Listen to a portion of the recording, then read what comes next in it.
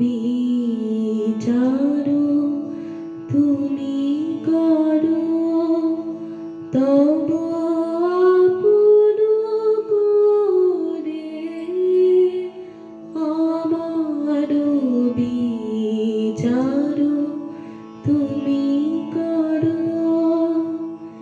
দিনের কর্ম আনিল তোমার বিচার ঘরে, আমার বিচার তুমি করো।